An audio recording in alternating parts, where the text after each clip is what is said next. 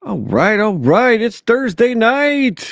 We are kicking it live here in cold ass Anchorage, Alaska. Oh my God, it's so freaking cold out there.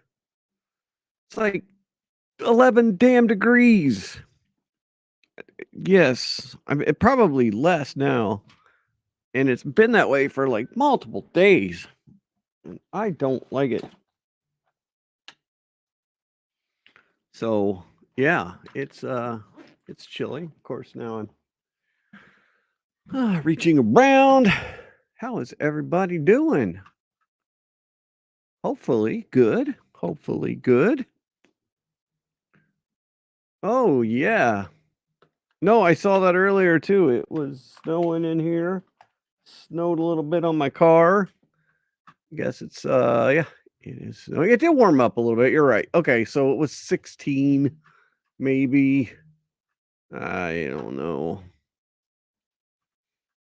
You still want some snow. I know you keep saying it's snowing or you want some snow. We'll see. We'll see if it's probably going to wait till December. While I'm there, it's going to freaking snow. You can almost guarantee that it will snow or be shitty cold while I'm there. So yeah. Let's do our weather check I guess we just gotta make this a thing because that's what I do now. Like the time, so when Kat and I got married, we got married in here, and then we went over to Germany. And it just so happened that we took a little trip and we went up to Amsterdam. That was a fun time. But it was one of the coldest winters, and it was right around Christmas time, and it was one of the coldest Christmas times in history of Europe. It was seriously cold the whole time. Like we went to Amsterdam, we're in this hostel, really cool hostel. It's like a double wide building in but it's like really thin. I mean, if you know the houses there are really long and it's really thin, but it took up two whole things and there were stairs, multiple staircases and everything. But the cold water or the hot water went out on our side of the building. So, and then my sleep time was all messed up. So I was waking up at 2 o'clock in the morning, being wide awake. So I found the other side of the building had it cold. But yeah, we went there and it was one of the coldest times I remember. Oh my gosh, it was so cold. And you're like, oh, you're from Alaska. No, it was damn cold. But yeah, you can see it is 16 degrees here, 17 out in Chugiak. What do we got here? Let's see. We have Wyoming's in the 30s, Montana it's in the 30s, and then in Ohio it's in the 50s. So, hmm. So it's a little bit chillier. It's actually, man, like 79 in Miami, but other than that, looks like everywhere in the country right now is a little bit cooler than normal. I guess it is November, but oh man. Nope, it is definitely Thursday, which means tomorrow is Friday. Everybody looking forward to that. I know I am. I am definitely looking forward to that. So yeah, I didn't actually do much setup before the show tonight, so you have to bear with me while yeah, no, I'd take Miami too. Actually, I have a couple of acquaintances, people that I know through work that actually live in Miami. And so I talk to them occasionally. They're a really couple of good dudes. I really want to go down and visit them eventually, but we'll see. We'll see if that ever happens. They have a cable business where they sell cable all over the country, and they've got multiple outlets now. They started out as a guy who, the reason I worked with him is my old boss, my old place worked with him, and he would when there were hurricanes and stuff that hit like places outside of the United States, he would supply them cable. And so he would find, I mean, he was just a cable broker. They didn't make it. He just found it, bought it, and shipped it over to the, like Fiji. Fiji one time had a bad hurricane. And then he came to me to get some other parts. And so that's how we met. And so it's been pretty fun. But yeah, they all live in Miami and have a very successful couple of businesses down there in Miami, which yeah, I would take Miami too, actually. I would. I'm just it's like, why do you live in Alaska? Because that's where I ended up. I really love it here. Just the only thing is the winters, man. Just after a while, it's been 30 some years now. And it's just really dry. Like Alaska is super dry air. And so you get super dry skin, which is what I'm doing right now. Actually, I have some Nivea. If I show it to my thing. And I'm putting it on my hands because my finger was getting dry. Which is really, it's one of those things you got to deal with. Ugh. So yeah, let's all move to Miami. Let's all move to warmer climates with more moisture. And in the summertime, we can sweat because there's so much humidity. Or we could just come up here in the summertime and then move other places in the wintertime. That would be perfect. So, yeah. So what's going on? Oh, I don't know. People are still freaking out. Oh my God. So I saw this just happened today in Salt Lake City. What is it? Well, let's check it out. Actually, I don't want that one. I want a different one. Oh, let me do a little search.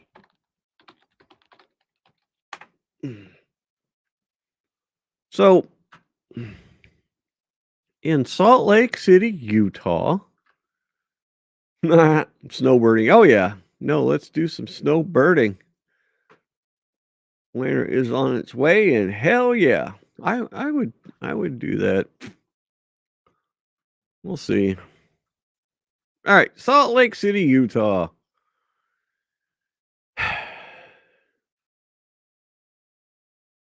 Let me share. We have this lovely person. No, this is my realm. This is where this is what I do. Stuff with substations. This is not in the owner's manual of a substation transformer. They do not suggest that women climb on substation transformers and do acrobatics.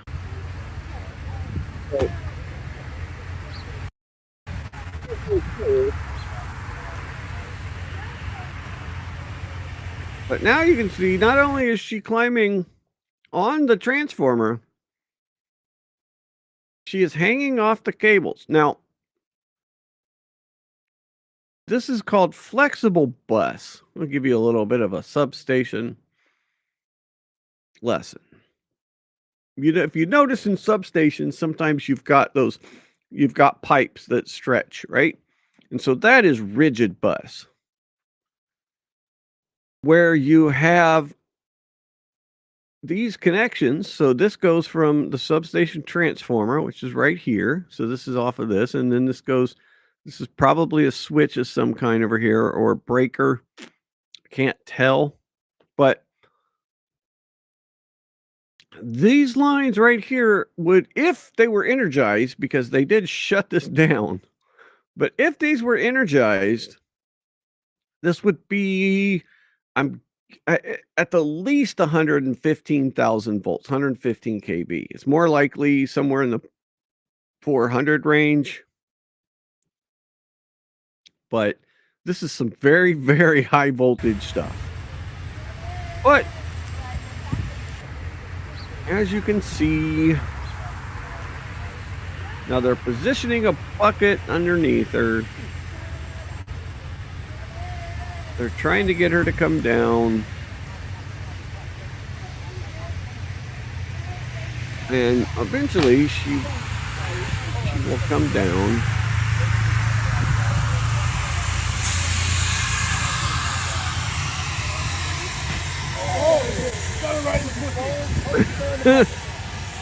So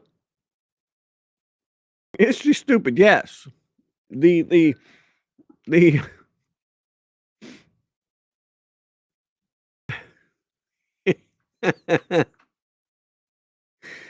Is she stupid? Short answer, yes. Long answer, yes.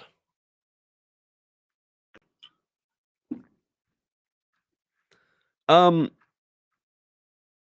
we'll get to the claim was that she was upset that the world was.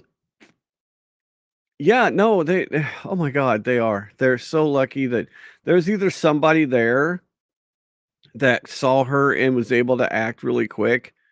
And I mean, you don't just throw a switch either. And so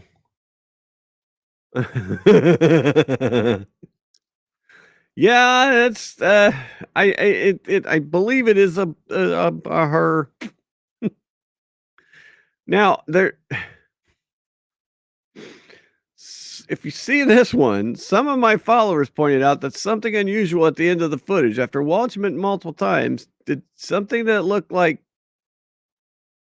pee poop fly out at the end. And it does kind of look like that.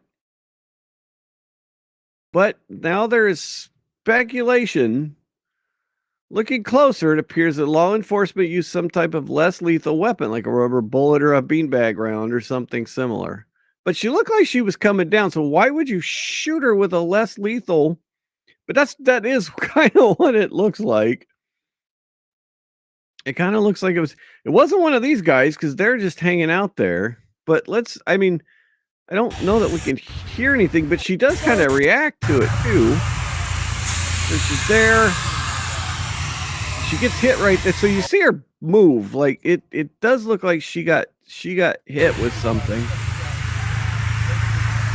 But she's coming down. So I mean, she's getting off the thing. But maybe she wasn't getting off it quick enough. But you can see that definitely she increased her alacrity after the smack. Like she got the hell down. She's like, all right, I'm done. Now reports are that she was mad. Let me see if I can find the exact wording.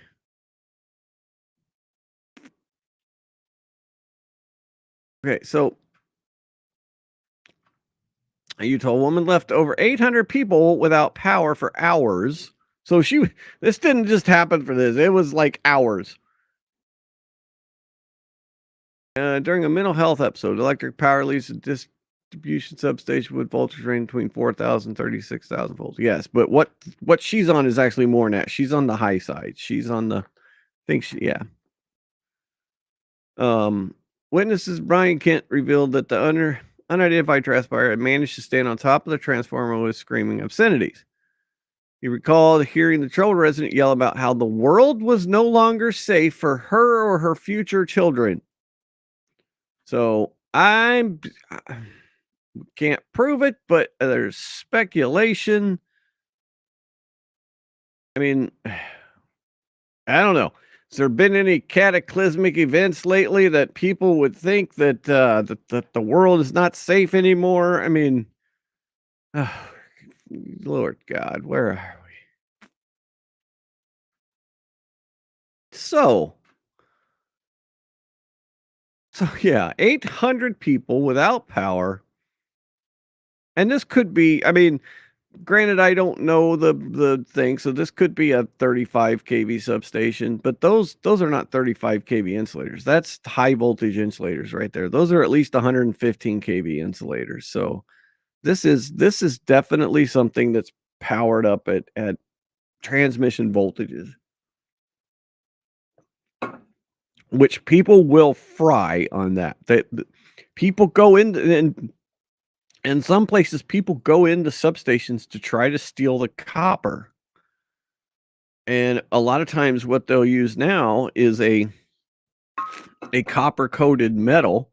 So you can't sell that, right? So the interior will be steel and then the outside will be copper. So it conducts the when you're grounding stuff, you want to use copper, but you can use copper weld, which is a steel inside with just a thin coating of copper on the outside, so you still get the grounding capabilities, but it doesn't can't sell it in the market. And then there's also tin plated copper, which looks like aluminum or another metal that's not as valuable. And so people won't steal that. So that's two different things. So people go into substations though to try to steal the damn copper. And if they they'll climb up and stuff and then they'll end up crispy. I mean, it is not good. It does the end result is not good, I'll tell you that much. End result is yeah, there's a little more than a lobotomy. Yeah, no kidding. So, yeah. Is this what we have to look forward to?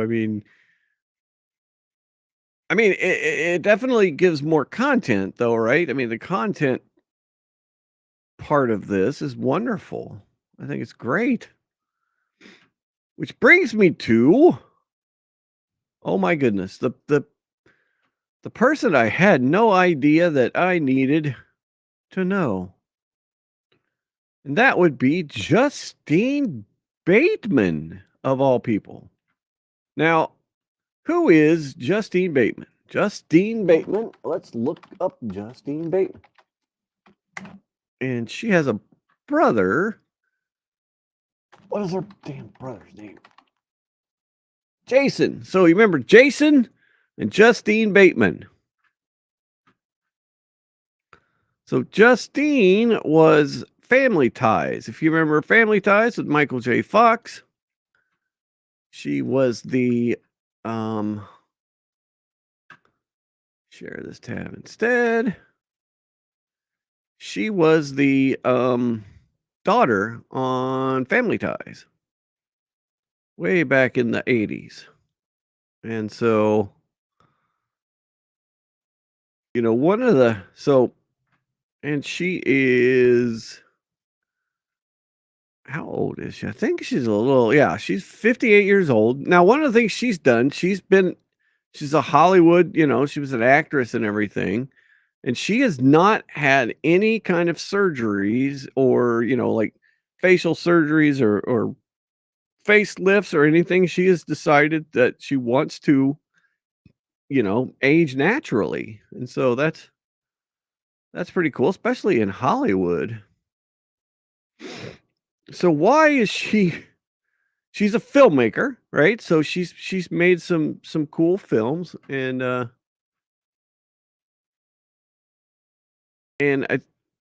I don't know. She's got this film called Violet, which is right here. Share this tab instead. So she's actually she's been a director and a producer and a filmmaker. A filmmaker. Trying to think of the other word for it, but filmmaker sounds like what she is. So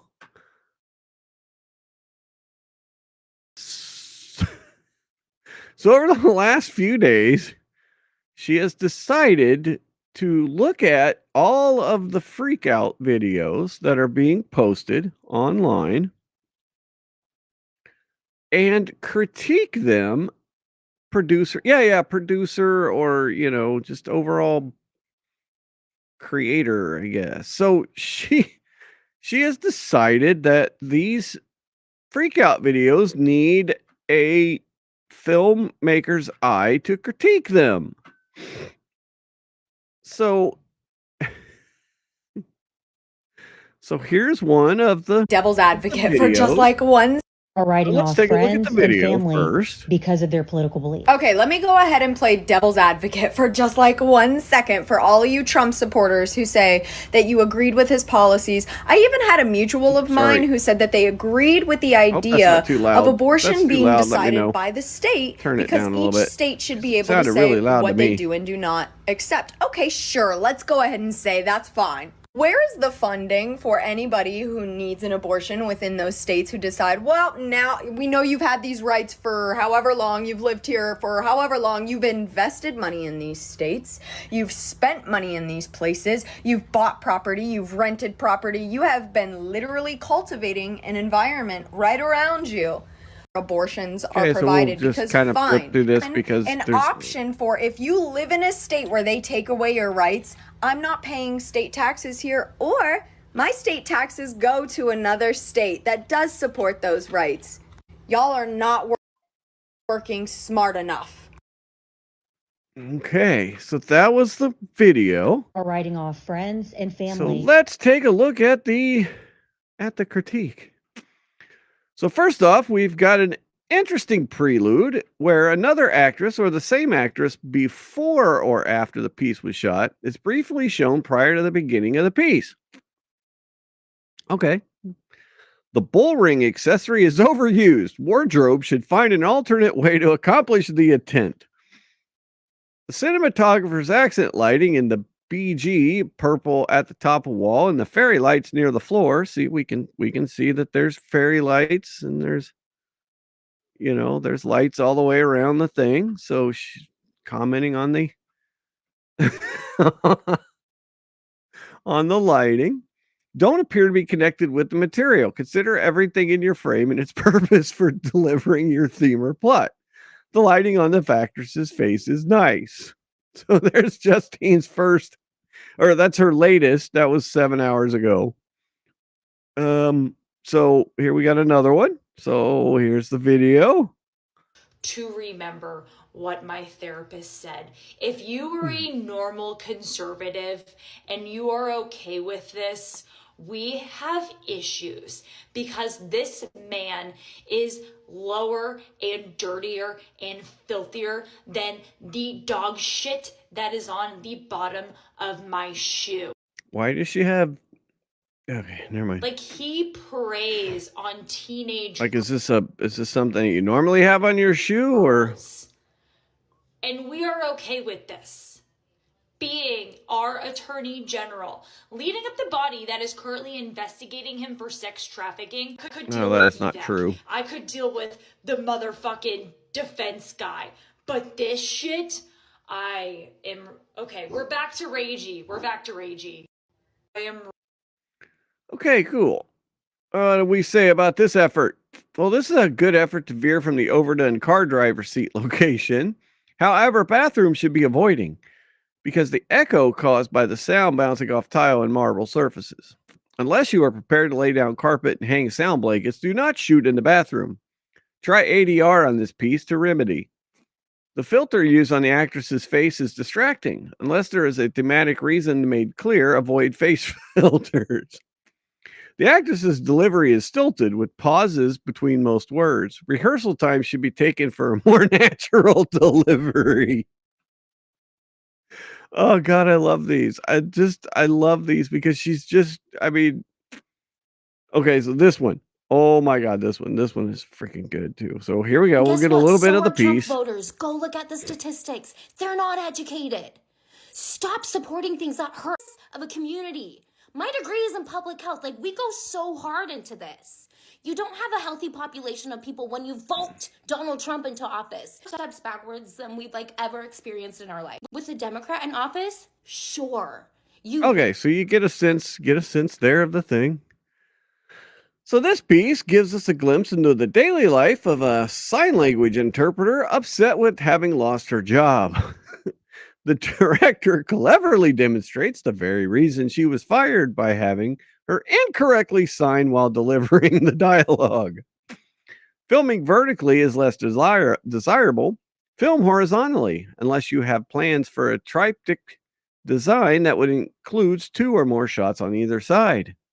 The kitchen set and lighting are appropriately even and non-specific, allowing the actress's performance to be the only jarring event in frame. The freeze frame at the end of the video perfectly encapsulates the character's rage and frustration having to once again embark on a new job hunt. More steps backwards than we've So what is she talking about with the freeze frame at the end? Let's see. That's the freeze frame. Oh my God. This is just brutal. This is so funny. All right, let me find another one because this is really, really... These things are just so brilliantly crafted together.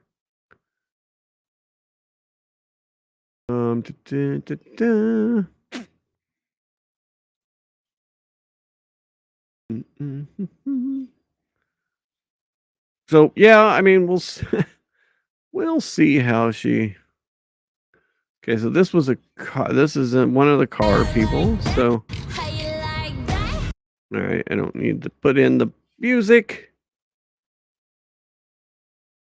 So, in the car again, explore other settings. This overused setting will cause the audience to miss your piece. Thematically, we are primed for a rebellious tone. The music and the actress' attitude establish this, and yet as a whole, this piece misses. The director's choice for symbols is a mistake. As the quirky cousin of the red heart, the blue heart evokes a fun time. The 2 blue hearts cause a cognitive dissonance in the viewer that pulls us from the piece's intent.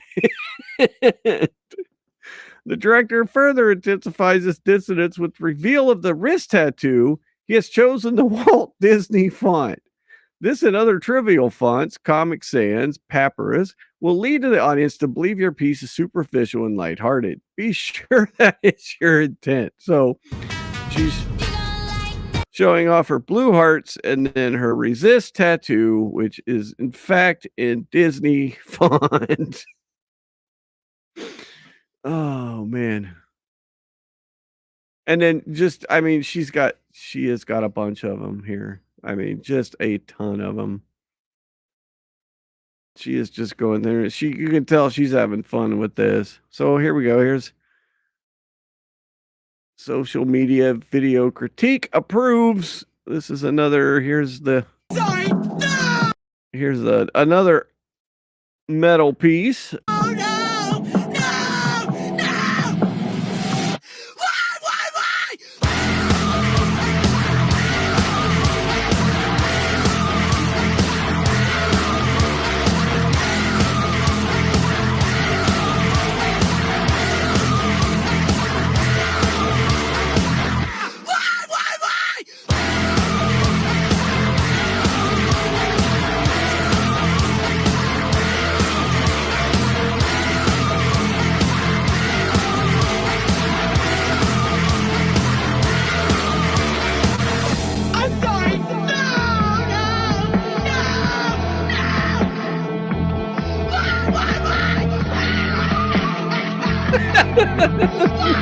Why? Why? Do you really hate me that bad? Why?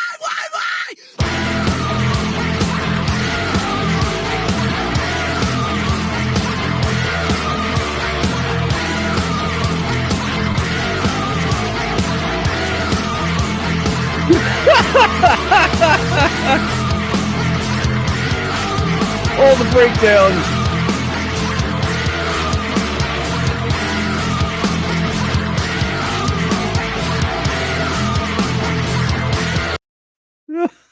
Oh no. Oh my god. Ah.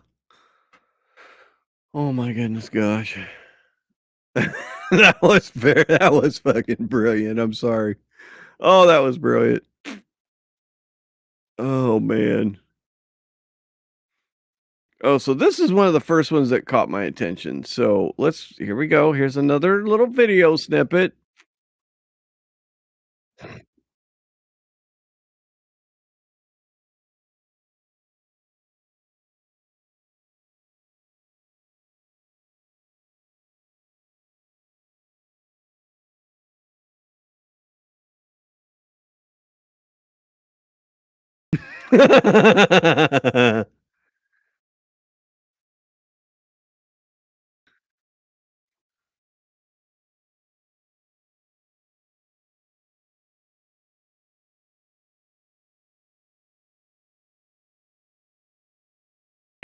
All right, so yeah, this is one of the very first ones that picked my attention. That really gamed.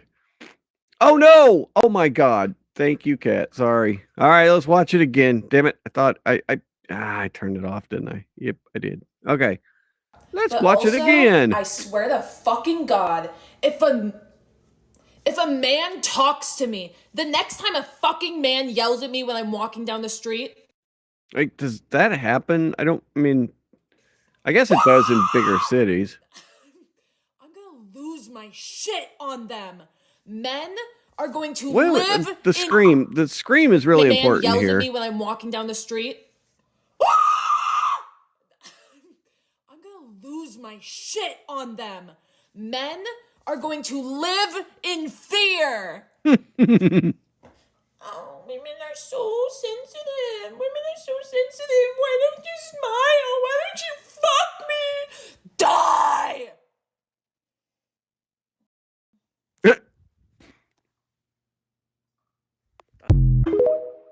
All right, so there's your video.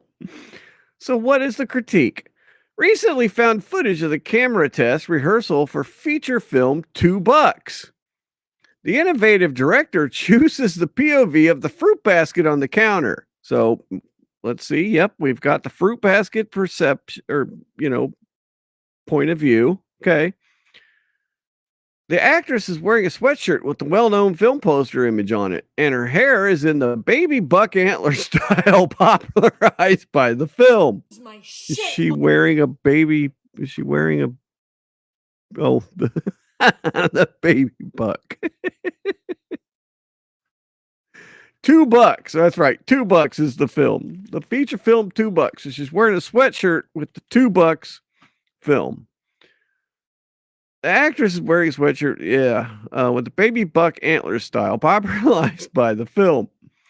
We see here the birth of the famous buck scream, a rallying cry in the film. Oh, yep, the scream. He yells at me when I'm walking down the street. There we go. There's the baby buck scream. Or the buck scream. We see here the birth of the famous buck scream, a rallying cry in the film, and a nod to Donald Sutherland's performance in the remake of Invasion of the Body Snatchers. This is a special glimpse into the prep stage of filmmaking, wherein the director experiments with camera angles, the fruit basket POV, and then the ceiling fan POV. So, yep, we got the ceiling fan POV as well, right there. Dun, dun, dun. And the actor experiments with different voices, tones, and pacing. So, yeah, this is the one that caught my eye. Oh, my God. It's so funny. So, just so we know, here is the which I don't think this has got sound. No, it doesn't.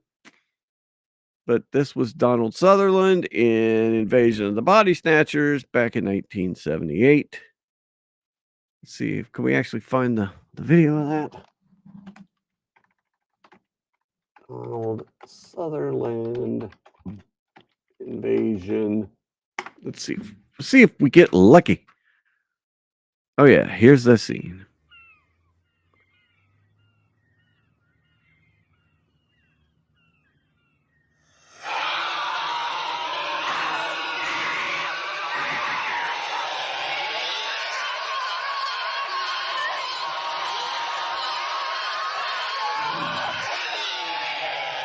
And nose hair. All right.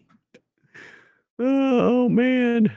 So, yeah, that's what caught my attention. So, I noticed tonight that she was on Jesse Waters' show. I have not watched this yet. So but I want to check it out. So let's check out her interview on Jesse Waters. What I'm really excited about is that the political correctness, the sort of woke era is over, because you need mob mentality momentum in order to keep that going, in order to threaten people if they're not thinking and talking the way you do, to threaten their lives, threaten their careers, threaten their place in society. You need that momentum in order to do that. And when Trump won presidency again, that cut that momentum off. So this whole woke era is. I kind of remember that movie, The Invasion of the Body Snatchers, a little bit, not too much, to be honest. I'll have to go back and watch it. I mean, I was only like 7. It's over. You're right. I mean, they only are effective when they work in perfect harmony together. And now they're all divided and arguing with each other, and they're not on offense. They're canceling each other. And that's probably a good thing. Is it really official? You believe it's official? We're never going back to cancel culture. We're never going back to political correctness. You're calling it right here? Well, I'm saying you need that. I mean, when you look at mob mentality and the things that have happened, like the tulip mania hundreds of years ago, the burning of the witches in Salem, there needed to be a mob. Oh, no, yeah, that is an interesting point. I had never thought about that. But you're right. I mean, she's right. You're right. You're right, Justine. Let me get not a weird pause there. Yeah, stuff like I mean, they burned people at the stake that they thought were witches. And you look back at some of that, and a lot of it was personal vendettas by people with power against people that they felt had wronged them. And so they use that. I mean, that's the ultimate cancel culture right there, is being burned at the stake. There's no real coming back from that cancellation. Momentum, and if you don't have that, it dies out. And I'm talking about, yes, things have changed politically, obviously, but it's spiritual. It's a spiritual shift. It started a little bit when Elon Musk bought Twitter and turned it into X. And it really changed when Donald Trump won this presidency. I can feel it, definitely. I can feel it too. There's also an excitement. And I don't know whether it's about the decisive victory or if Very it's about interesting. the way he's rolling out these cabinet officials. There's a promise in the air where people are expecting major change. And you're kind of on the edge of your seat because you don't know how it's going to happen or when it's going to happen. But people expect it to happen. Are you feeling that too? Yeah, for the last 4 years, very acutely, and I know it preceded these 4 years as well, but there's been kind of a pressing down and kind of limiting what people can say. And what happens too is you limit what can even occur in society. And so there's been a stagnation. Things haven't been moving forward in the arts, in philosophy, in politics, in medicine, in anything. And I don't mean technically did things, were there technological advances or anything like that.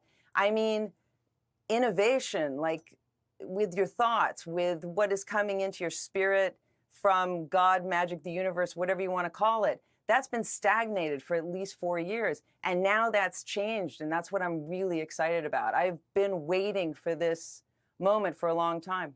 It's a brilliant observation. And I've noticed it too, that culture is stuck. They keep making repeats of every movie.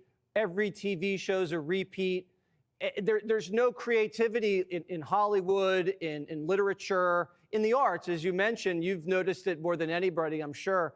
But it's great to get those juices flowing again and get the spirits unbound. Justine, thank you so much for joining Jesse Waters Primetime. Great to see you again, and I'm glad it's a spiritual revolution.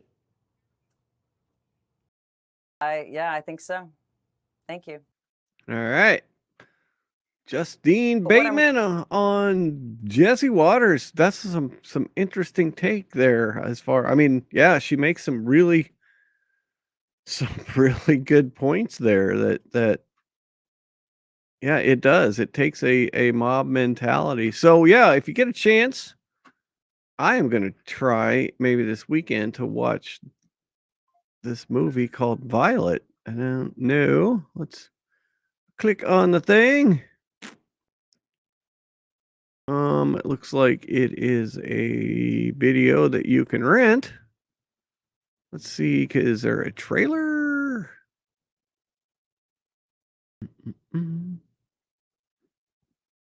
Let's see if we can find a trailer. Yeah, no, yes. There's a whole bunch of remakes. The remakes aren't that great. And the movies where they try and do there's not many movies where they try and like make an original point or an original premise. It's like, oh, let's redo this, and now let's redo this for, and let's redo this for a modern audience. Well, the modern audience that they think is the modern audience doesn't spend money. That modern audience there's not enough of them. Maybe they'll spend a little bit of money to go see stuff, but that modern audience that you're looking for is not there. They don't have, there's not enough of them to support large scale projects like movies usually are. There's just not enough time to, oh yeah, like the Snow White thing that's coming up with that. I mean, oh my God, that's going to get crushed. I'm sorry, that Snow White thing is going to get crushed with Rachel's. I mean, they had to go and reshoot it and because originally they were going to like get rid of the 7 dwarfs and have 7 goofy ass other people. So I don't know. Let's see. Can we find a trailer? Okay, here is a trailer. Is that Olivia Munn? What the hell? It's Olivia Munn. Whoa. All right, when was this made?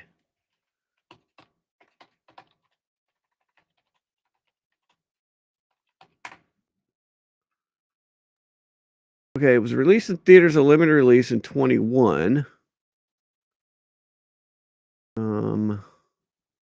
Yeah, okay, so this is a 2021 movie. And I'm not sharing this tab, so let's share this tab instead. And it stars Olivia Munn. And it's got a 82%. You're a freak. You're fat. Your hair is 82% on Rotten Tomatoes. So, and Olivia Munn is awesome. You're a freak. You're fat. Your hair is gross. You're a baby. You smell. Don't be a bitch. Everyone can see you should be following. There. Don't you feel better now?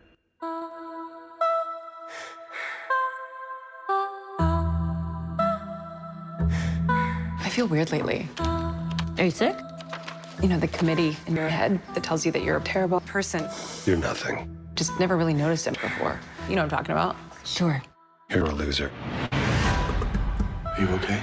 You're so selfish. I just don't feel like I'm on top of things. Loosen up. The way I've always been doing things just doesn't work now. You're so beautiful, so delicate, I feel sick. I've been telling myself to do certain things. Hey, Sugar Plum. Let it go. Act a certain way. There's nothing better than watching her get all excited. Don't cause a scene. Or else something bad will happen to me. How could you be so stupid? Maybe you cast yourself in a part you don't want to play anymore. You're a pretty little flower. I'm scared to do things differently. You're going to fail. I'm not listening to that voice. What did you say? I'm a sucker for the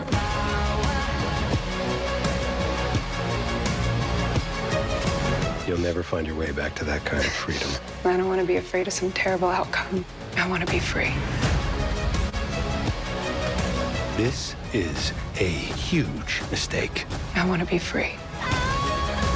No one will even want to come near you. You will be alone. Alone.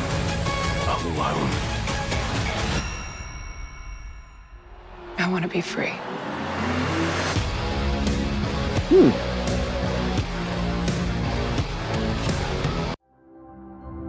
All right. That actually looks like a pretty interesting movie.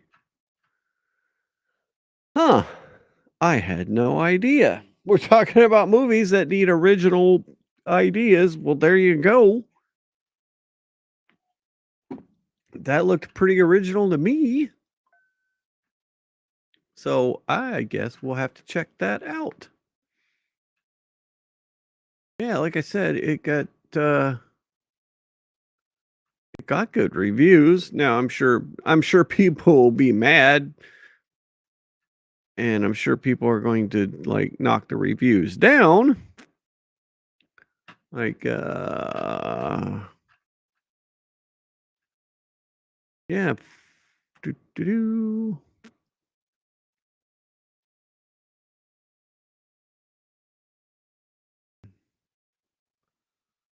On IMDb, it's got a 5.9 out of 10. So, you know, like I said, on Rotten Tomatoes, it had a 86%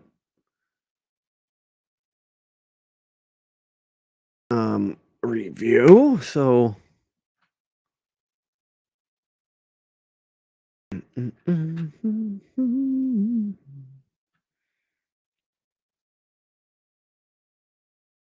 so 82% by reviewers, and then 69%, 70% by peoples.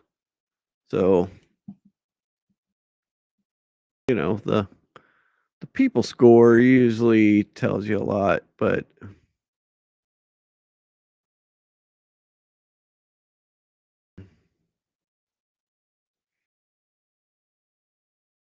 oh, cool. Audience reviews. Okay, there's only 30 of them, so it's funny there's not any recent reviews, so because you know, I'm sure people aren't very happy with her now. Oh, and I'm not sharing again. Gosh darn it. All right. Let's go. Okay, so that was Justine Bateman. And oh, all right, so we saw this. I'm gonna what is this? All right, let's see where.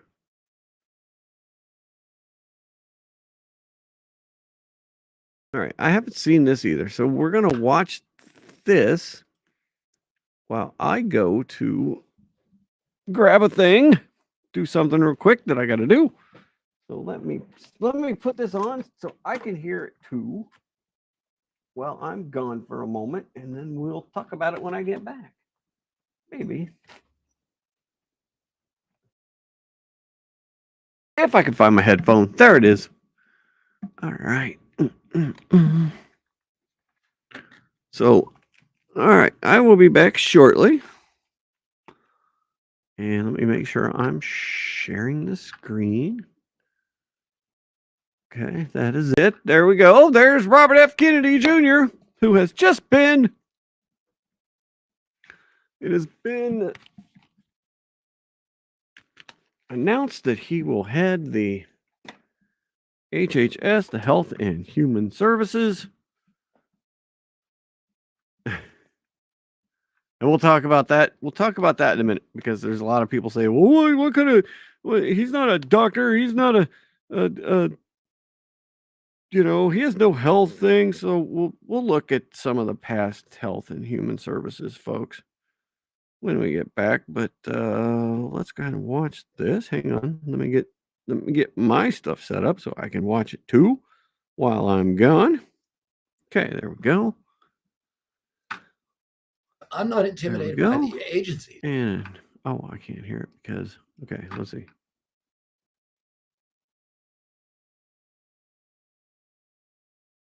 All right, be right back. By the agencies. I know how they work and I know how to change them. And most of those changes you do not need Congress for. President Trump could have done it, had the power to do it himself, and President Biden has the power to do it himself. And I'll give you an example. With a stroke of the pen, you can change back the rule that allows pharmaceutical advertisers to do direct to consumer ads on television. That's one of the big problems. That's why one of the reasons we have this entrenched agency capture, not only of Congress, because they control the airwaves, they control the evening news. 75% of the revenues for those evening news shows for, Anderson Cooper is coming from Pfizer and other pharmaceutical companies. So, and those companies are dictating content on those shows, and they dictate the official narratives. And they're able then to exercise huge control over Congress. So Congress is terrified of them. But with a stroke of the pen, you can say this is not good for the health of our country, which it isn't. We spend 3 times more than any other country for pharmaceutical drugs because of all this advertising.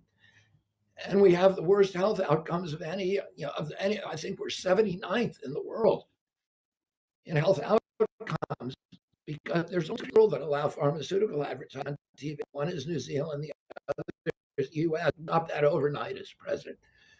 Another thing that I can do is I can open up all the databases. Right now, all the databases that you can actually check the efficacy and the safety of vaccines, like the vaccine safety database, it's the top, all the vaccine records and the medical claims for 10 million Americans from the top 10 HMOs. Well, you can look in there and overnight you can say, oh, this vaccine is associated with diabetes, this one's associated with peanut allergies, this one's associated with ASD, neurological tics, or whatever. That database, CDC keeps it in a lockbox like Fort Knox and makes sure no scientist is allowed in there. Well, I'll open up that database on day one. And, I'll also, I'll bring all the medical journals, the New England Journal of Medicine, the Lancet, JAMA, into the Justice Department. As soon as I appoint an AG, and I'll say to them, you guys are part of a racketeering syndicate. You're collaborating with these pharmaceutical industry to lie to the American public about the efficacy and safety of these products, and you're causing enormous harm. And we are going to sue you both civilly for damages, and we're going to sue you criminally unless you come up with a plan right now as to how you're going to stop doing that. So I have 100 things that I'm going to do immediately to unravel the agency capture. All right. There we go. Now, I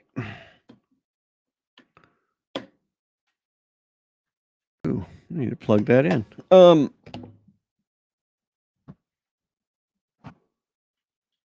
He is 100% correct, especially on the grip that pharmaceutical companies have on our news.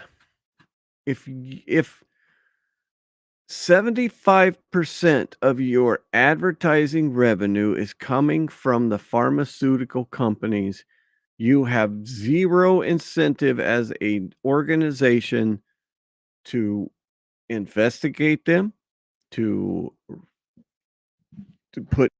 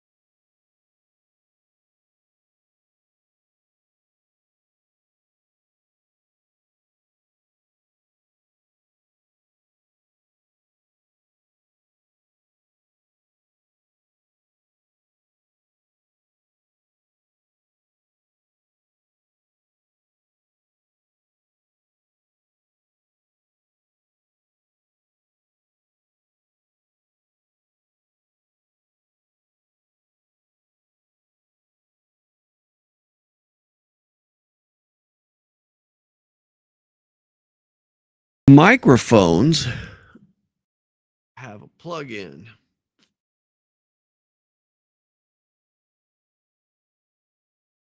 And then, whoa. Microphones have a plug-in. And when you unplug them, they don't work. So I must have, Jesus, I don't know. That's crazy. So I think you heard me about the pharmaceutical companies having, just why do I keep disappearing? Now I'm not doing that. I am not clicking myself out of here. I don't know why that's happening. Okay. Stop breaking stuff. You're correct. I need to stop breaking stuff. Yeah. Oh yeah. No, it helps when you plug it back in. Helps when you break it back in. So all right, so we say, well, he can't run HHS. He's not a doctor. All right, so let's see.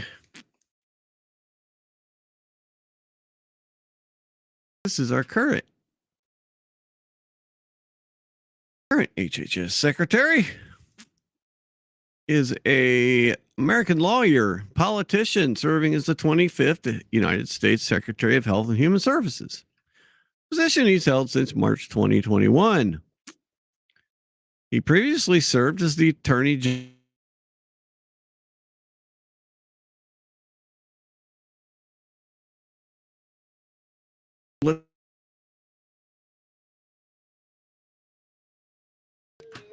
Oh my good Lord.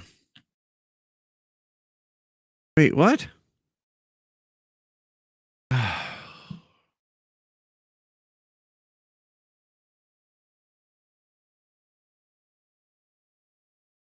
Am I dead? Nope, I'm back. I'm not frozen. I can see me.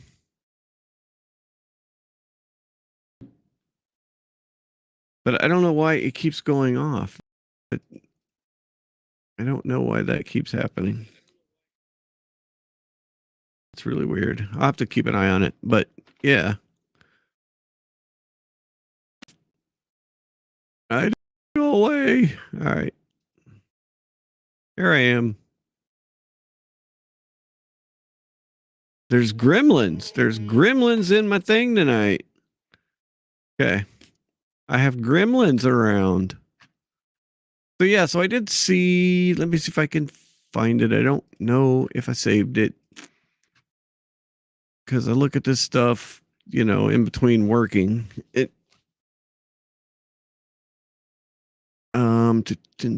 was a list of like the previous HHS secretaries. Yeah, no, exactly. I think that's what it is. They're in my computer now. They're looking at my computer. I'm gonna do some more the Justine reviews tomorrow night when we have everybody here. So, because I want Jody to see some of these. I think she'll get a kick out of some of these Justine reviews, and I bet you she'll have some other ones. So, all right, I'm gonna have to search for it.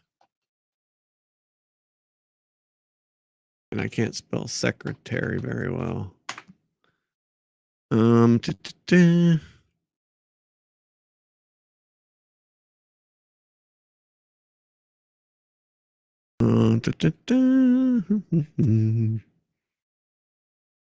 Previous, maybe. And let's spell it. I have noticed that the X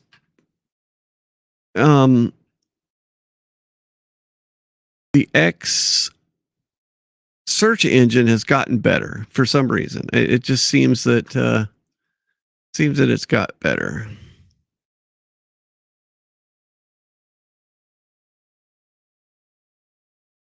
Okay, so this is kind of okay. Here we go. Here's an interesting thing.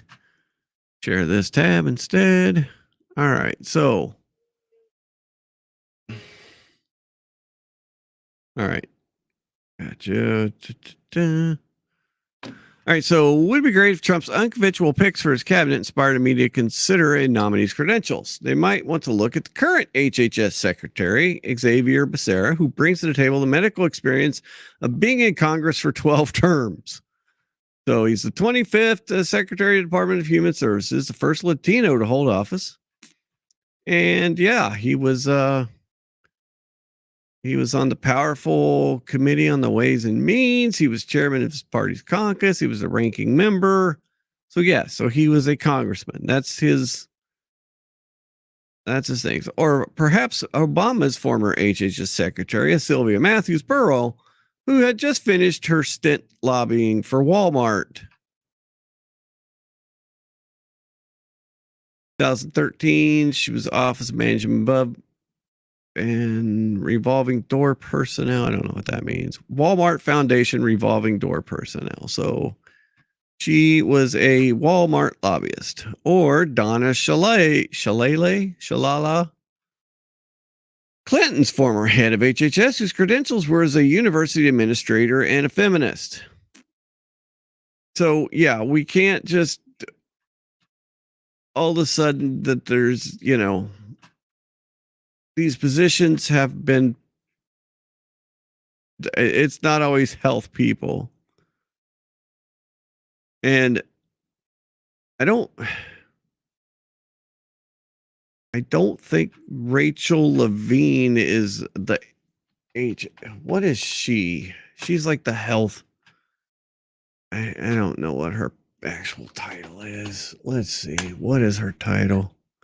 She is the Assistant Secretary for the Health and Human Services. Now, we all know do we know who Rachel Levine is?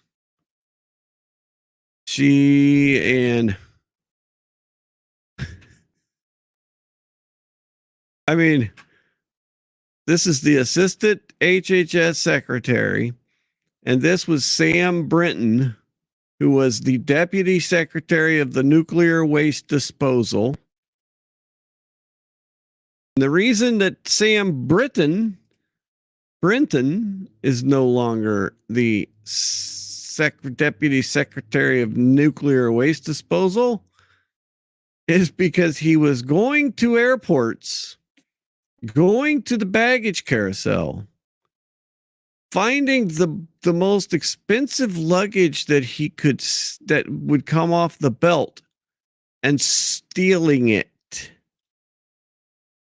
I'm not kidding. I think you guys heard about this. So we have Rachel Levine. Oh, it's going to be some of the craziest first 100 days in the entire political system. So yeah, so Sam Brinton.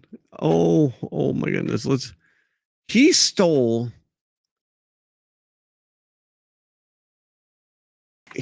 There was a designer from Africa that came over here, and he stole her luggage with literally one of a kind gowns and clothing in it. Right? She is from out of the country. She shows up. She's going to like an event, and she's got one of a kind prototype clothing. And her baggage ends up missing. And then she sees this guy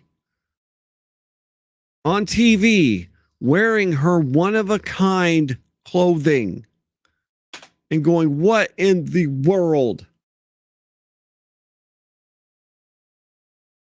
I got to see if I can find this here. Yeah, Tanzania.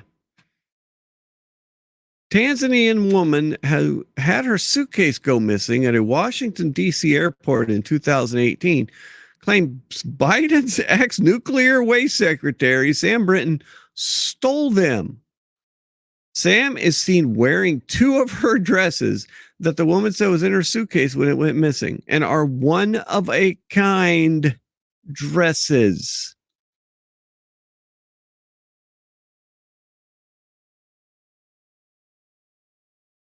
You can't make this stuff up.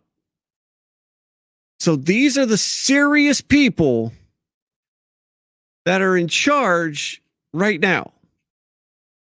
Well, he's gone, but you've got people like Rachel Levine. You've got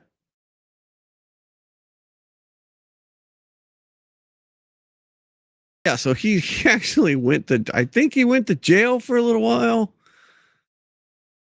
Oh my God. HHS spokesperson.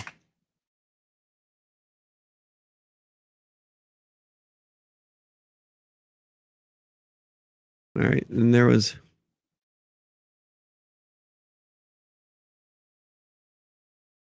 All right. Let me see if I can find that.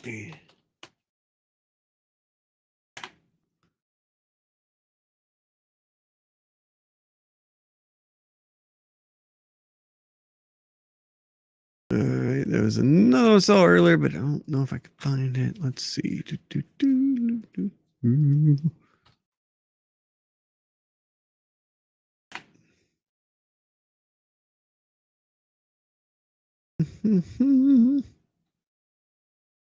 Okay, so yeah, the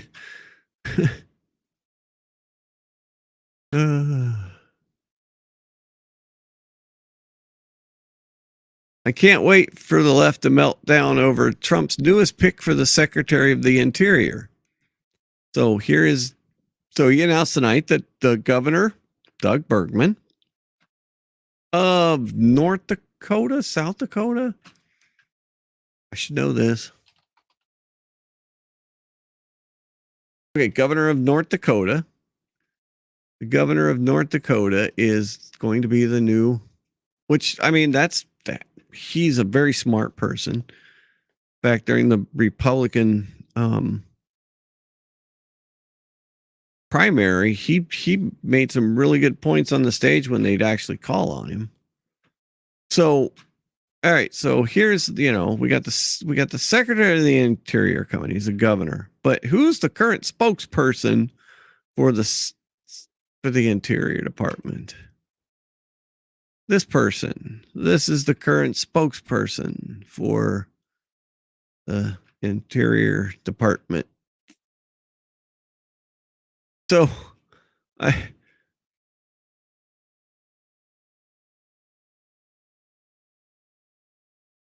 mean, yeah. I don't even know. But we could be in. We could be in New Zealand.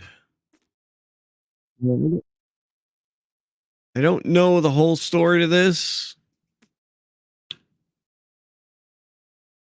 but it's supposedly like a bill that it has to do with some Aboriginal native New Zealand folks, and then the people in New Zealand Parliament that are part of the Aboriginal community. And New Zealand's they got some interesting stuff going on with their dancing and I can't remember I don't know what it's called, but this is during a parliamentary meeting. So you thought our Congress was crazy.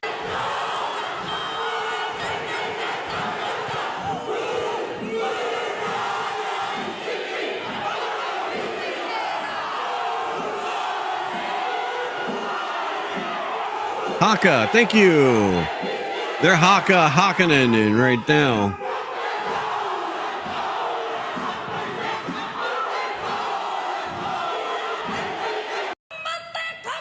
She's into it. She is freaking into it. She is going nuts. She is all about it. So I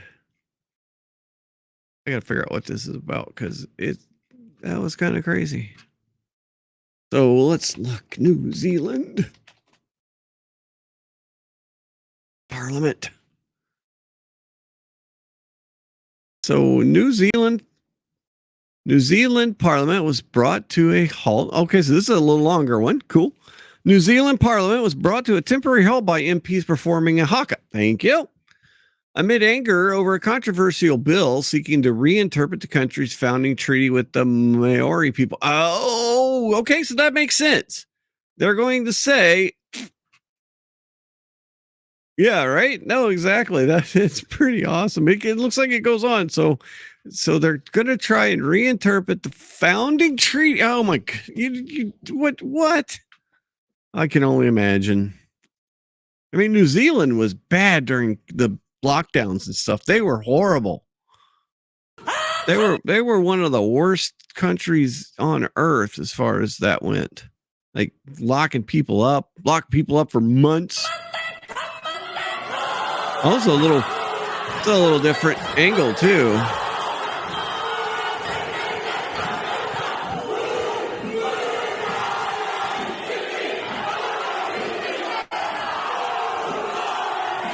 Oh yeah, that's a different angle. Oh really?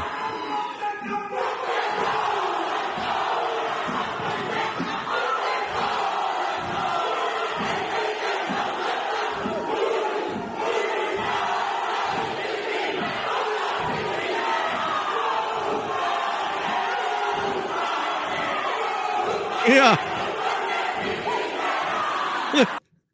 Look at white boy. Look at white boy right behind him. He's like, I don't know what to do. Everybody's like dancing and crazy, and he's just like, I'm just gonna stand here. I don't know what to do. I'm gonna stand here and look scared. Are they seeing me? Oh my God, they're all doing it. They're all doing it. Will they get mad at me if I do it too? Probably. I'm just going to stand here. The House is suspended until the ringing of the bells. The gallery is to be cleared. Ooh, clear the gallery. That was pretty impressive. Yes. Yes, I think they got the message.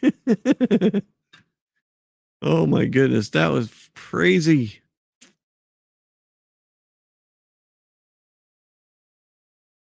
So yeah, opposition MP Hannah. Okay, so she's an MP. Opposition MP Hannah Ridwada Maipi Clark initiated the traditional ceremony of a group dance after being asked if her party supported the bill, which went to its first vote on Thursday. So they're going to try and reinterpret the treaty. What? I mean, oh, we got another view of it. Oh, wait, what? Oh, no, look at this white boy. He's like, I'm not happy at all about this. See that eye roll? Oh, he is a not happy fat man.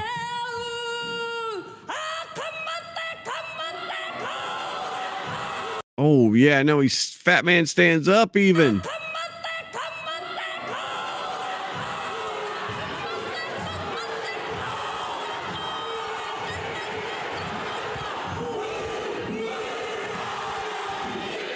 He sat his ass back down too. Look at that. He stood up like he was going to do something. Man, he is not happy. Dude is not happy. Look at him.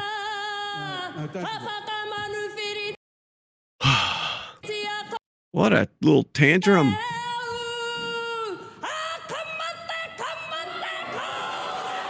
He stands up like he's going to do something.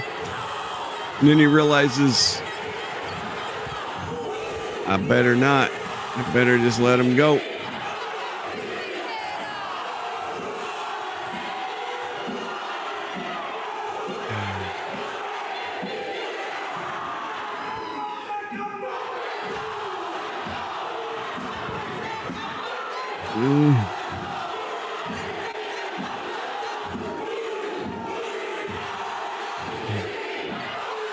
Yeah.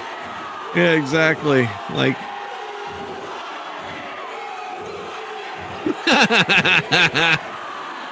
This is a great spot of it because we're seeing his reaction. The House is suspended until the ringing of the bells. The gallery is to be cleared.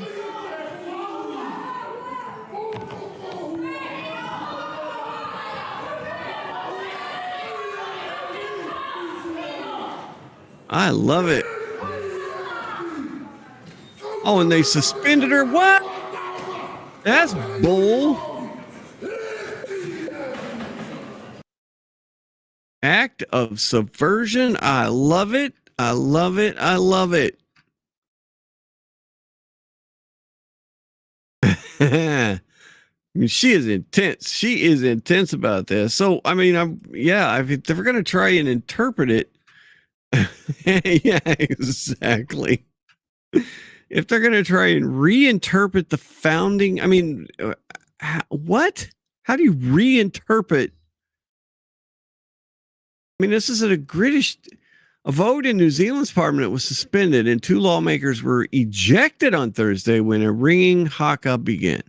A rhythmic Maori chant of challenge over the, okay.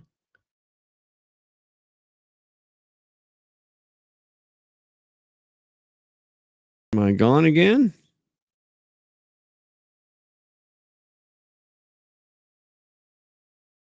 Okay. All right. Look it up. Prime Minister. Give me 1 second. Ah.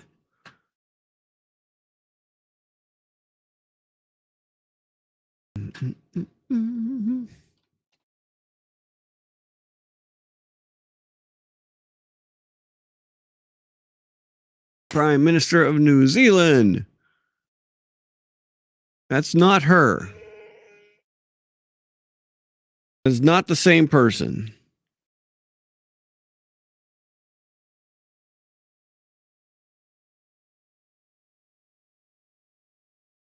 So, that's not the same person. This is the Prime Minister of New Zealand, which is Jacinda Ardern.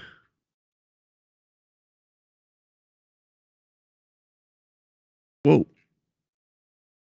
That's not him.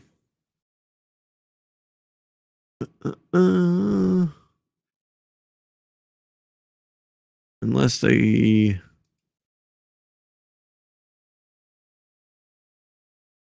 Oh, she was a farmer, and so she was the prime minister. And now it looks like it's this dude. Prime Minister of New Zealand. Okay. Well, it says she's used to be, but this says she is the current. So I don't know. They do look alike. They do look similar, but no, the other one was she was just a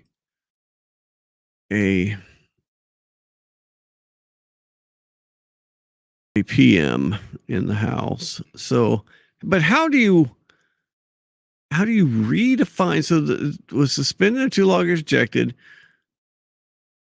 over a controversial bill redefining the country's founding agreement between the indigenous Maori, I don't know how to say that, and the British Crown. Really? You're going to reinterpret an entire treaty? What do you mean by reinterpret? Like take more of their land, or... I got to know. Let's see if we can dig even deeper. New Zealand.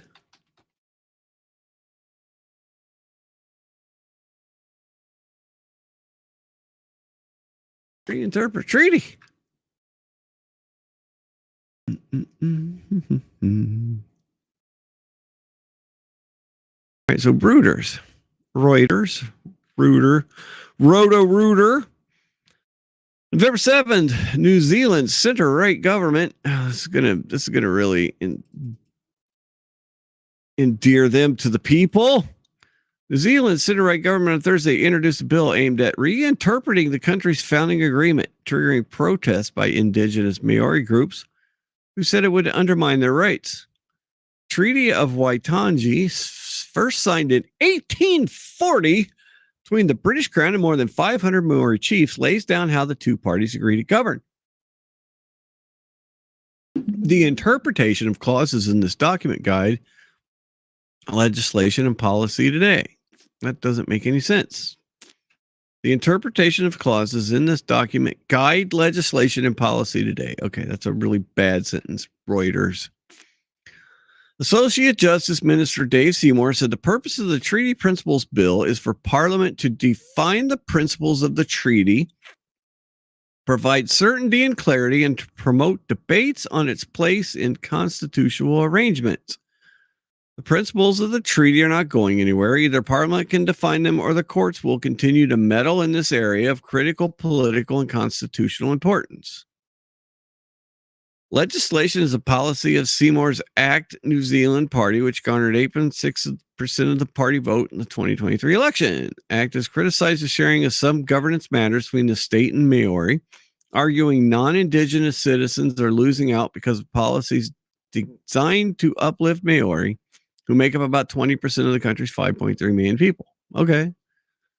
Coalition partners, the National Party, New Zealand First, has agreed to support the legislation through the first three readings, but said they will not support it to become legislation.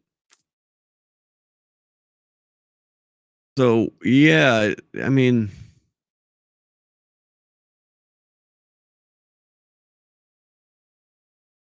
I guess I can see their point if they're trying to like if there's, and obviously it's New Zealand, so we don't know exactly, but if there are differences of things and the courts have to keep getting involved in settling disputes, but that's what the courts are for. So I don't know. It seems like with any kind of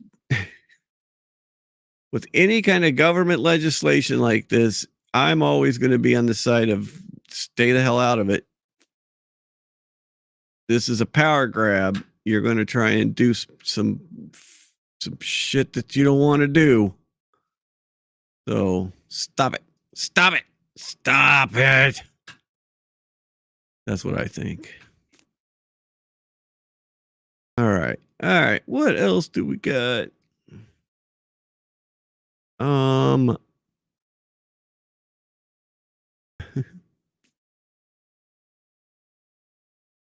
So there's a guy on, this tomorrow night. Okay. So first, tomorrow night, if you have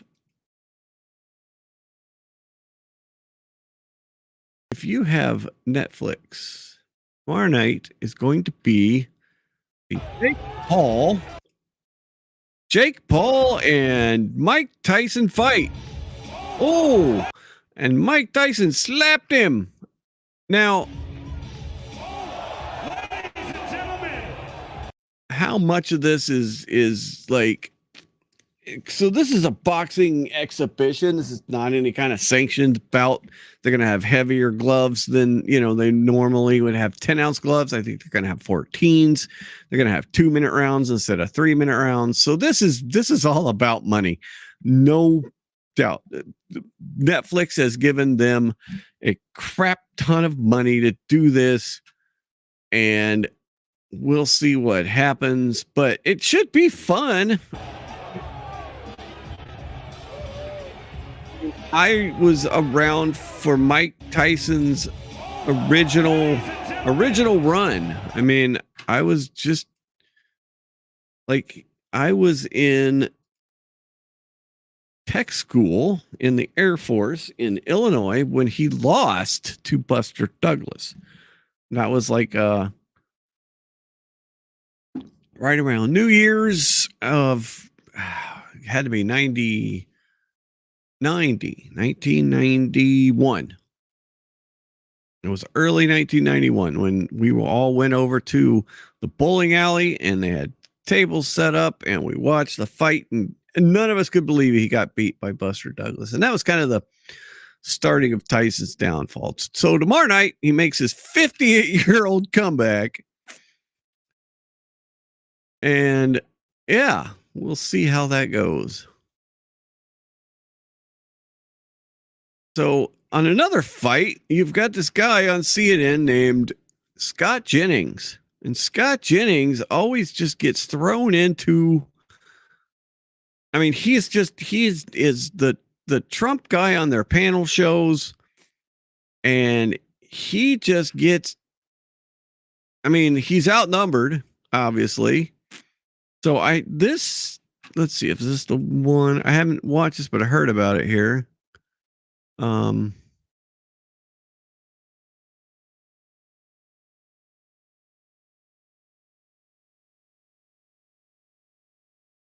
This one, and then there's another one. So let's watch this one first. This is God. And advises. But if we're being intellectually honest, there's really no good reason why Bobby Kennedy, RFK Jr., should be HHS secretary. An advisor, a confidant, somebody who talks to the president and advises. But there's no managerial experience in his resume. There's nothing that says he is qualified to do this job that is in charge of the health of all of us, all these different lanes. If he has views and has insights around food sources, around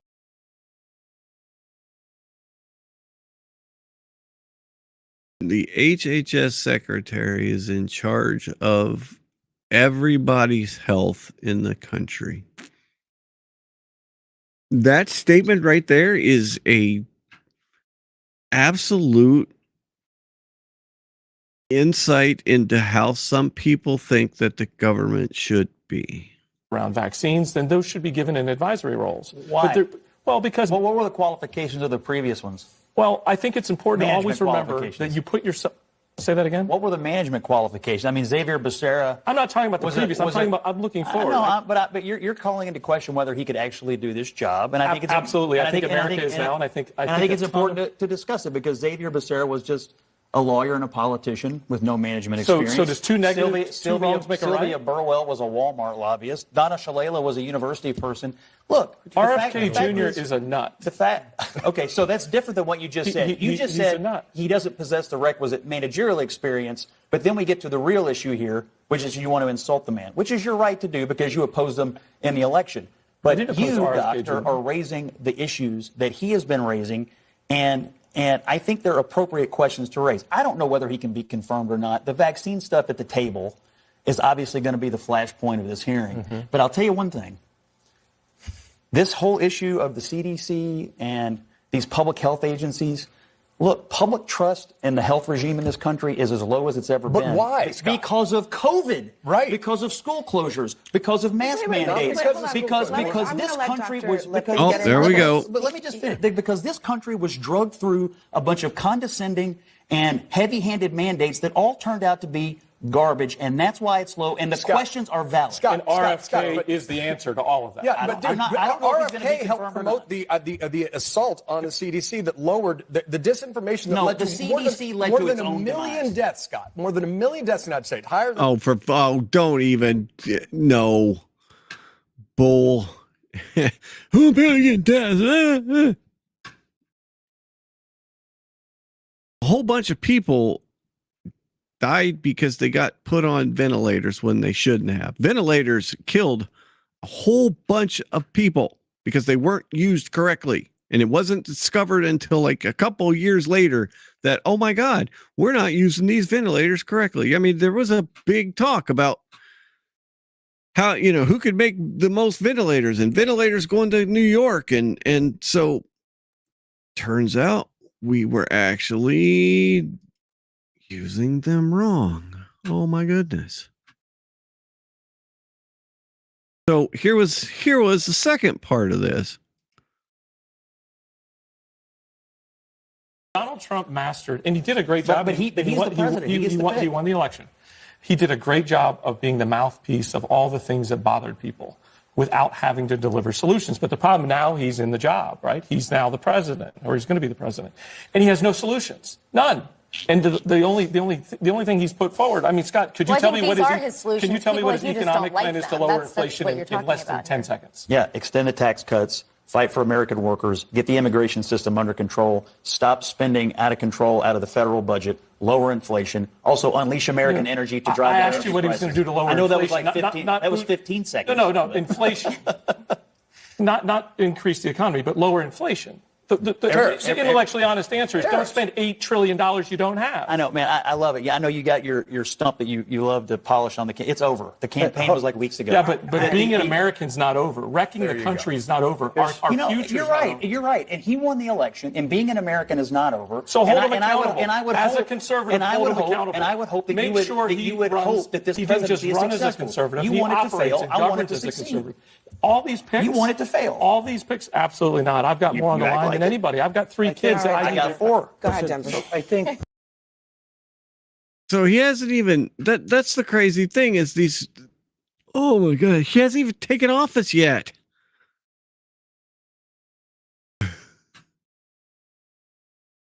It's going to be nuts. But just so you know, there are reports that some of your favorite CNN people might not be around in 2025.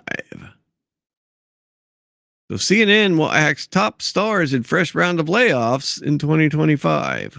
So, and then, yeah,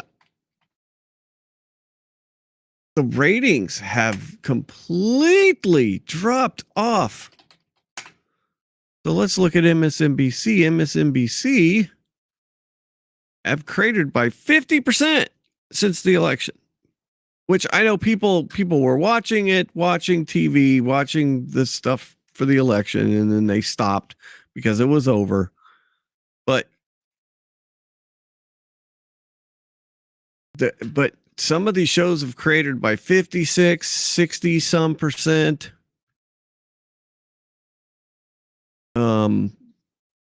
Yeah, let's see. CNN and NBC are posting their lowest ratings in nearly a quarter of a century, with Joy Reid is down big. So let's take a look at this video. This is from Outkick. Play Travis's thing. So let's see. What do we got here? I will wait to add. And then we'll watch the video after the ad. I'm not going to turn up the volume of the ad, though. Nope. But we'll watch this little video here. You want a shocker? I'll give you a shocker. Here's a shocker. MSNBC CNN's viewership is way down. Really? I'm stunned by that. You mean to tell me that people don't... Okay, let's just read it instead. That guy's kind of annoying.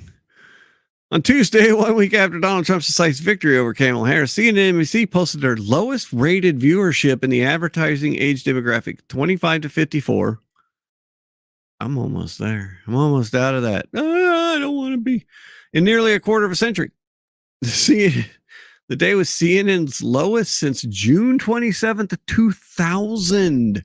And NBC's lowest since August 7th of 2001. Viewers have flocked from both channels since the end of the election. The Rachel Maddow show, the highest rated show on either network, drew just 1.3 million viewers on Monday. About 1 million viewers fewer than her October average. Wow. So since election day, MSNBC has averaged only 550,000 total day viewers, a 39% decline from the network's average in October. CNN hasn't fared much better, a 413,000 viewers and a 43% decline in primetime. Oh my goodness. I mean, so why? Yeah, so this sentence here. Now, no one wants to listen to sports talk radio after their team loses. The vast majority of CNN and MSNBC viewers voted for Kamala Harris. Pew Research has found that only 9% and 3% of CNN and MSNBC's respective viewers identified as Republican. Of course, they are, they are not going to be the ones that,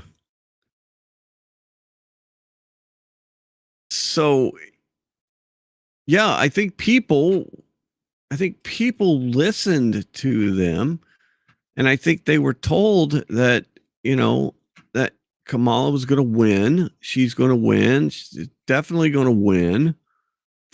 and then it didn't happen, and it didn't happen in a big way, and so people are like, a lot of people are like, what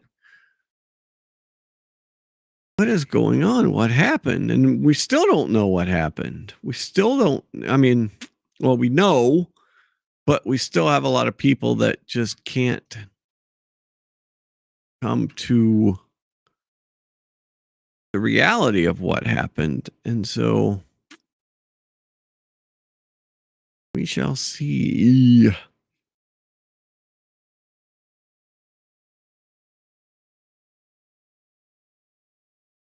So yeah, and then we got the other big pick that is really stirring all kinds of interesting headlines, and that is Matt Gaetz, of the Florida congressman,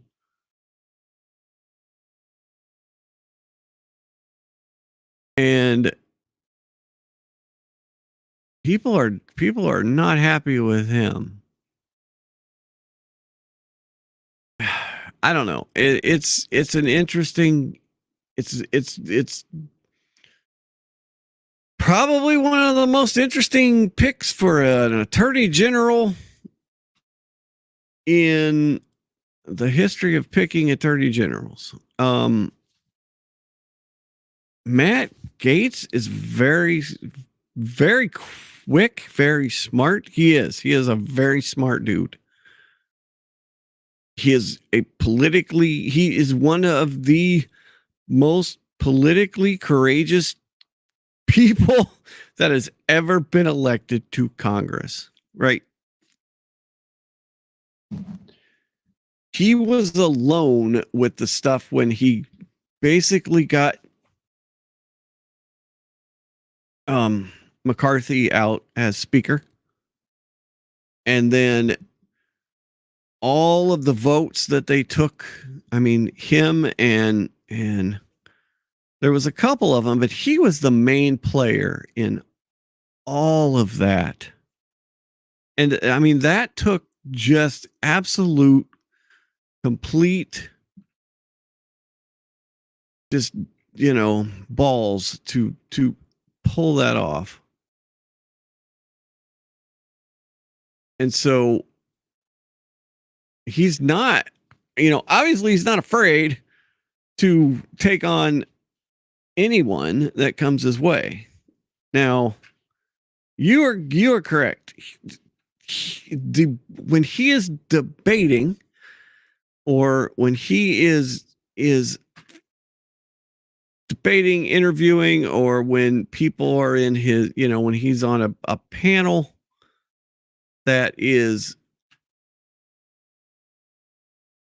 in the House, committees and stuff. I mean, he can get into it and make a lot of sense. And he could go toe to toe with a lot of people. If we can find any of those.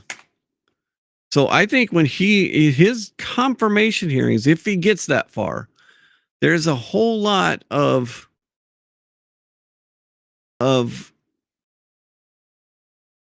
there is a whole lot of behind the scenes wrangling that is going to happen before this. There absolutely is.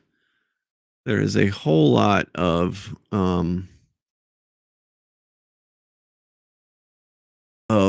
backdoor things that are going to go on before this happens. So it's politics. It's dirty. It doesn't just stop being dirty when the election is over. It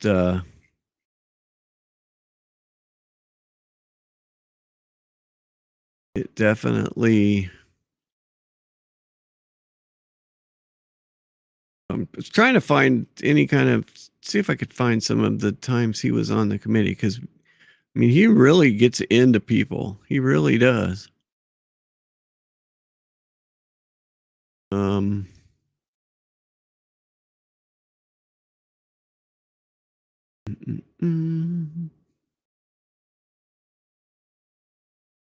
And of course, nothing's coming up right now. So, I mean, there is questions. There is an ethics. The thing about it, this ethics committee investigation, though, is this thing's been going on for multiple years, right? So in Washington, that's how you hold things over people's heads, right? There was a Justice Department investigation. It turns out the people who were accusing him of doing things actually ended up going to jail, and there were no charges ever brought onto him. But how do you try and keep people in control? You investigate them. You say there's an ethics investigation. Now, if there had been something, so when he goes and he gets the Speaker of the House kicked out of the speakership, right? He brings up, and of course the Democrats were all about it. They're like, hell yeah, we'll rock this, right? So he alone basically gets the Speaker of the House kicked out, elects a new speaker, and if they would have had something on him from this ethics investigation, don't you think then it would have been a time to pull it out? So I don't know. We'll see. If it gets down to where he has confirmation hearings, that is going to be some of the craziest political TV ever. It is. It's going to be nuts. It's going to be, I don't know. I think we're in for some nutty times. I think I don't know. There's just so much going on. So much is going to happen. And then you've got, all right, last thing for tonight, and then we're going to get it, but the Doge.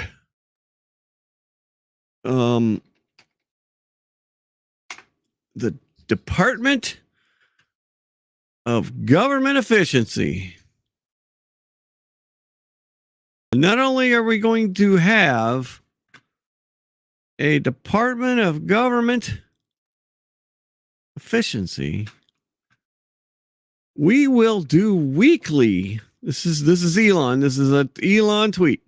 We will do weekly Doge updates via live stream. So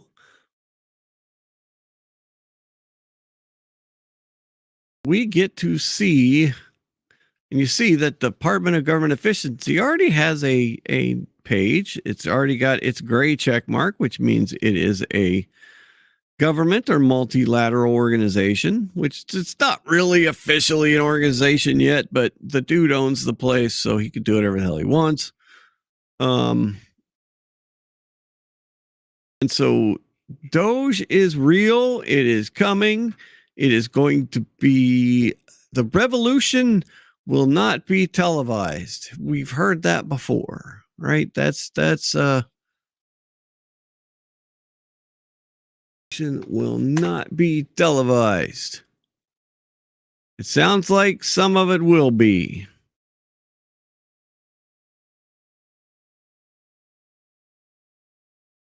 Let's see, did we get a...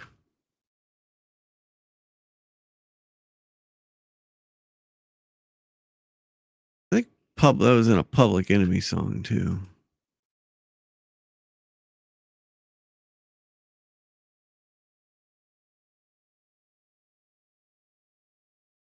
You should listen to Public Enemy. All right. Let's see. Where was I? Damn it. I lost my place. Oh no. Is that the one? Yep, there it is. So yeah, so they are preparing to have a leaderboard, live streams, and so they're going to have a leaderboard of the craziest things that we're spending our money on. Let's see if we can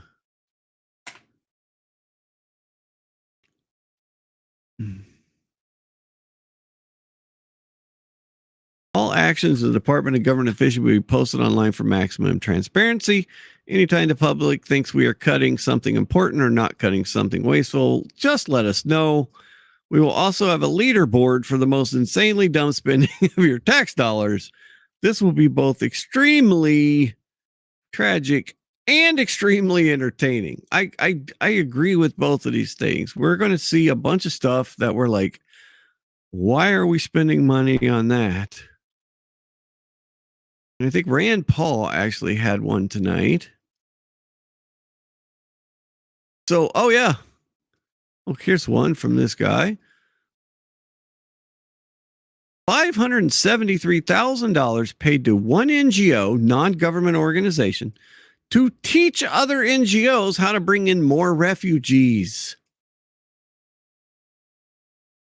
Department of State Grant 2024, amount $573. Recipient, International Rescue Committee. Resettlement peer support. Technical assistance project to support new national resettlement agencies to successfully implement and operationalize the reception and placement program. This has got to be the first thing, is you got to go through these non-government organizations, these government funded, that's what they're called, government funded non-government organizations, which basically there is incentives. There are incentives for these things. Oh yeah. Yep, I'll find that next. The Rand Paul pulled that up. But there are incentives. There is like extra money. And how these NGOs get extra money, there's like a pot of $1.4 billion. The way you tap into the extra $1.4 billion is if your beds are full. So if you bring in enough refugees, migrants, and you fill up your beds, then you can tap into even more money to make more beds to bring in more people.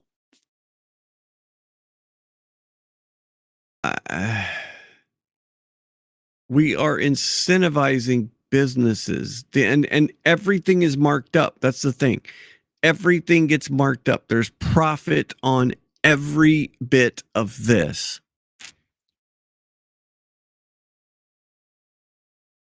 And we got to get out of there. We got to stop doing that. Look at where your money has gone. $500,000 study if selfies make you happy. A $1 million study if quail are frisky if you give them Coke. Oh my God. $20,000 for drag shows in Ecuador. $80,000 to ask taxi drivers in Ghana, if climate change makes it harder for them to drive. And then $500,000 for Fauci to create transgender monkeys.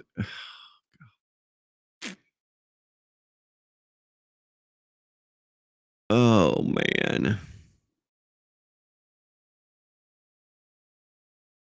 $150,000 to help businesses in India become more diverse, equitable, and inclusive. $4.3 million for services to men who have sex with men in South Africa. $1 million NIH study on how to do better studies on transgenders. I mean, it just goes on and on and on and on and on.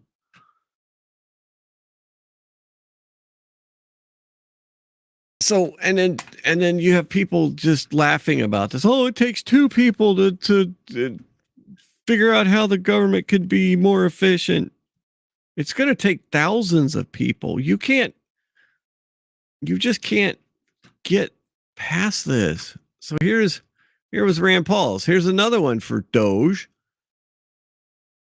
National Institutes of Health spent $3 million to watch hamsters fight on steroids. So they gave hamsters steroids and watched them fight. Senator Rand Paul on Friday, let's see, when was this? This was 2022, but releases annual airing of grievances about the federal spending.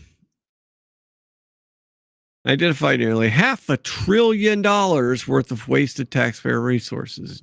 $500 billion of just silliness. $482 billion. And that doesn't even count the money that gets stolen. Like all of the I mean, every single day we have people stealing money. We have $60,000 bags of grommets. I mean,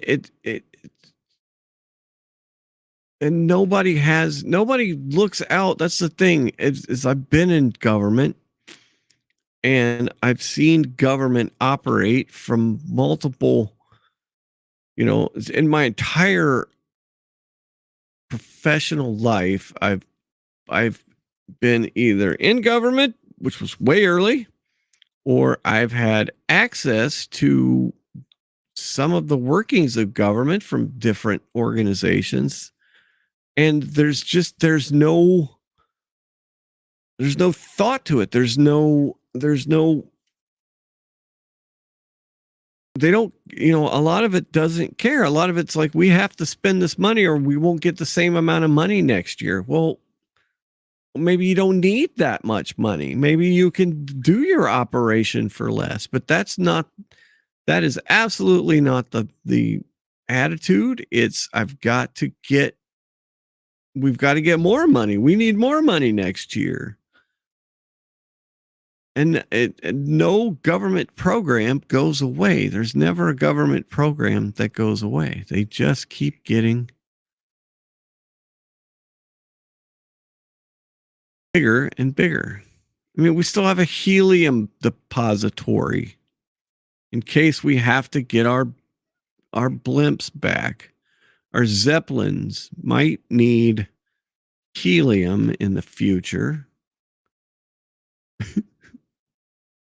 Oh my God. U.S. helium reserve.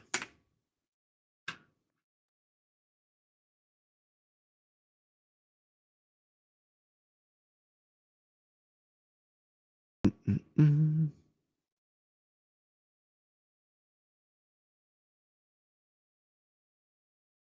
National Helium Reserve, also known as Federal Helium Reserve, is a strategic reserve of the United States, which once held over 1 billion cubic meters of helium gas. So, oh,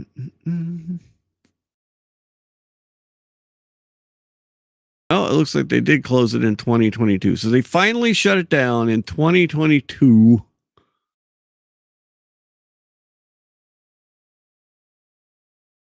Or 2021. So that's good. At least we don't have that anymore. Because, you never. Oh, maybe it was 2024. The last month, the General Service held an auction.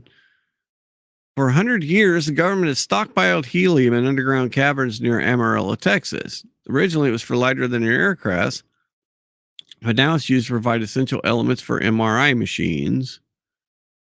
Government is trying to get the stockpile of its hands for nearly 3 decades. But of course, it's the government, so you can't ever get rid of stuff. So, yeah, they did finally get rid of a lot of their helium reserve, which is good. But there's still a lot that can be done. I'm hopeful. No, nobody wants fascism. Nobody wants. I mean, that's the absolute opposite of what I think people are looking for. People are looking for less. We need less government in our lives. We need less reliance on that. We need less of the Patriot Act, which, seemed like a good thing back in the day when it was announced, and it seemed like if it was just used to keep an eye on foreign people who wanted to do bad things in the United States, but that's not. We were told at the time that it would be turned on regular Americans. People said, "Oh no, we'd never do that." But our government has done crap like that its entire existence.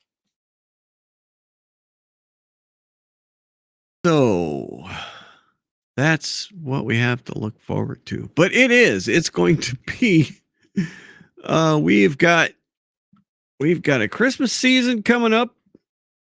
Thanksgiving is like 2 weeks away. Can you believe that? Thanksgiving is in 2 weeks. And then we will be on our way to Christmas. And then we'll be on our way to New Year's. And then we will have all kinds of events in early January, which will be hilarious to watch. And between then, hopefully we will have more Justine Bateman critiques of funny videos of people freaking out. I'm gonna show some tomorrow. Like I said, we're gonna do some more tomorrow night because I need Jody to see some of these because these things are next level. They really are. She put some work into some of these critiques, man. I tell you what, that is some next level. That is some high level trolling right there. That is hilarious. So, okay. I am going to sign off, go home. Hopefully the road's not too bad. Hopefully it's not been snowing very much. And then, yeah, we will all be here tomorrow night to party on. We will be partying tomorrow night. And by partying, I mean just sitting around here talking like this. But yeah, I do think that my new favorite. All right, hang on. I got to get back to. As we go out, I'm going to leave you with a little bit of, we'll call it metal breakdown. I can find it again. Where is it? There we go. All right. A little bit of metal breakdown on the way out. Yeah. Nope. I know that S word. Yes. All right. As a little parting gift.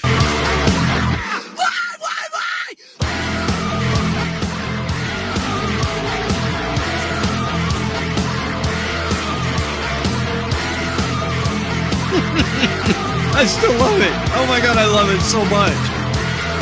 Oh my God, I love it. I'm sorry.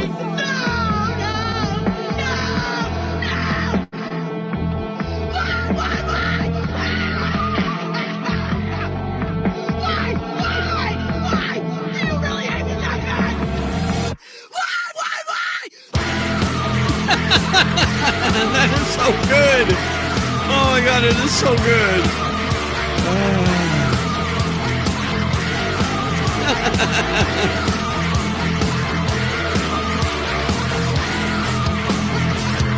Oh, the breakdown.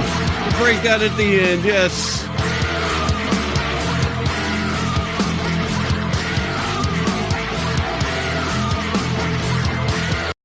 All right. Good night. See you tomorrow.